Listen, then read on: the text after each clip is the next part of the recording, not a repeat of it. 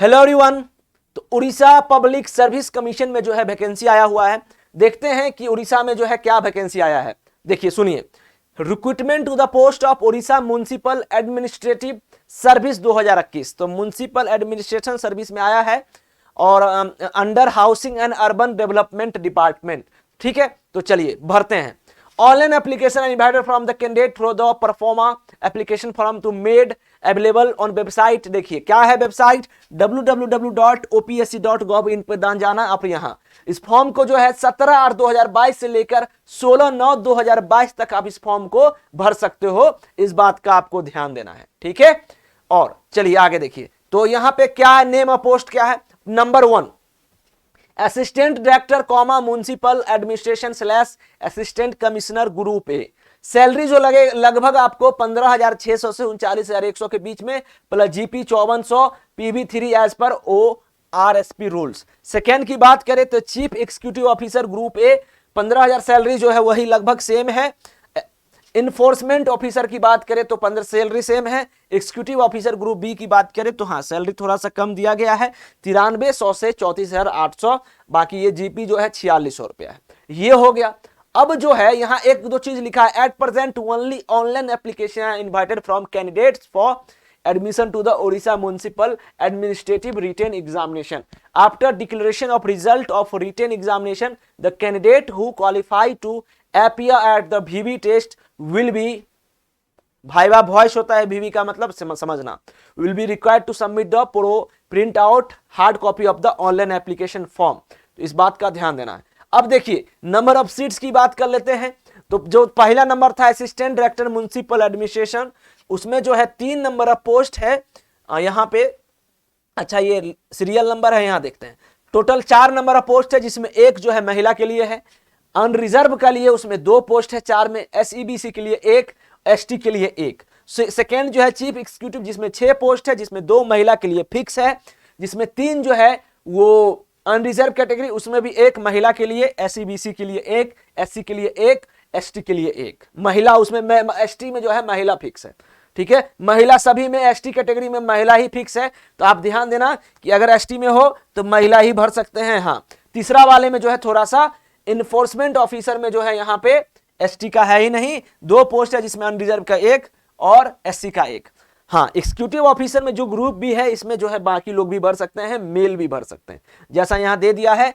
Total number of post 15 है और सबसे ज्यादा पोस्ट इसी में है। और 8 पोस्ट जो है अनरिजर्व, SEBC के लिए 3 है और 1 जो है SC के लिए, 3 जो है ST के लिए, जिसमें 1 महिला के लिए।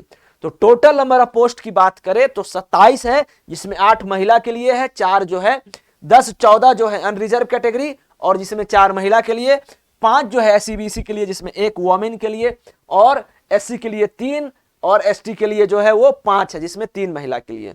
तो आप लोग समझ गए। तो ये जो है यहां पे समझ गए। अब देखिए सिटीजन जो होना चाहिए वो मस्ट बी इंडियन, सीधा सा मेंशन। और एज की बात कर लेते हैं। एक candidate must be under 13 8 year, 38 वर्ष से आपका नीचे एज होना चाहिए, ओवर 20 और 21 वर्ष से ऊपर होना चाहिए। तो आपका एज जो है वो बीच में होना चाहिए, 21 से लेकर 38 के बीच में, ठीक है।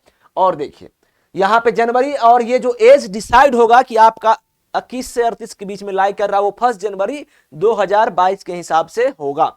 इस बात का आपको ध्यान देना। अब 5 साल का रिलैक्सेशन जो है SC ST SEBC / वुमेन को रिलैक्सेशन दिया गया है। चलिए अब जो है हम लोग आगे बढ़ते हैं।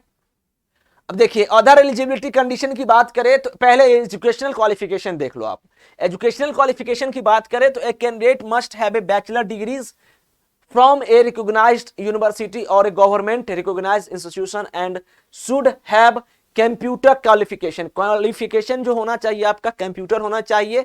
कंप्यूटर क्वालिफिकेशन में क्या होना चाहिए, certificate / diploma / degree from a recognized college और इंस्टीट्यूशन। अब अदर एलिजिबिलिटी देखिए, candidate must be able to read write and speak Odia and have. तो आपको लिखने का, पढ़ने का और बोलने का सब जो है उड़िया आपको आना चाहिए, उड़िया भाषा उड़ीसा का, Odia is language subjected in the assessee high secondary school examination और N equivalent examination.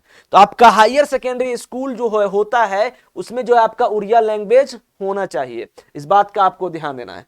Past a test in Odia language equivalent to the middle school standard conducted by school and mass education development, pass भी होना चाहिए उड़िया में।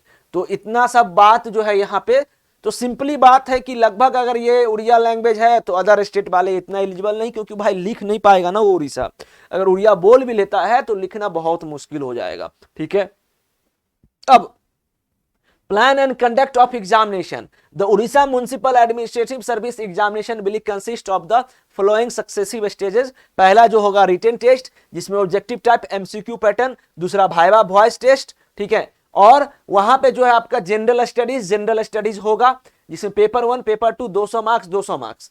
तो इस तरीके से जो है यहाँ पे, और जोन की बात करें कि आपका कहां कहां हो सकता है, तो सीधा सा आंख मूंद के मेंशन कर दिया है कि examination will be held at Cuttack zone only, बस खत्म।